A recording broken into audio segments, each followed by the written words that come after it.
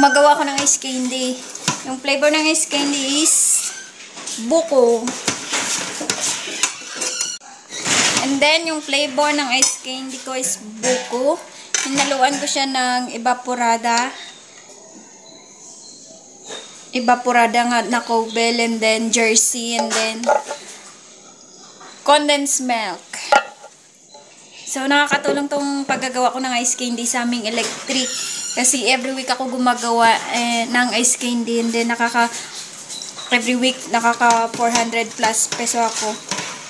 So, sa isang buwan, 4 na linggo. So, nasosolve yung electricity namin. Kaya malaking tulong tong ice candy. Kasi yung electric namin, minsan 600, minsan 500. Dalawa yung ano namin dito, tsaka sa kabila. Sa kabila is mas malaki kasi gumagamit kami doon ng chiller, freezer. Dito gumagamit kami dito sa bahay. Gumagamit lang kami ng plancha. Ano tawag dyan? Yung ano ng tinapay,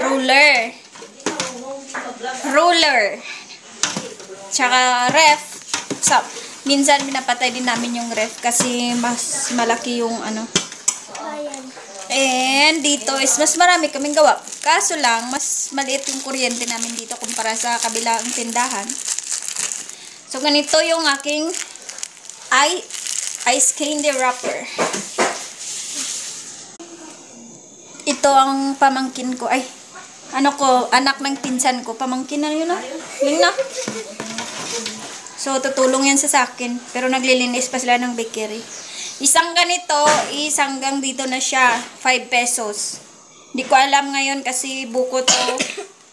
And, syempre, maliit naman. Yan. Ganyan siya. 5 pesos na to. Ayan, tatali mong pa ganon. Ganon. Oo. Ay, hindi ko alam. Ayan. So, ganito, 5 pesos na yan siya, guys. So, nakakagawa sa isang ganito, nakakagawa ako ng more than 100 pieces and times 5, so more than 500 pesos siya. And minsan nakakagawa ko sa isang linggo 2 beses ng ice candy. Iba-ibang flavor, may avocado,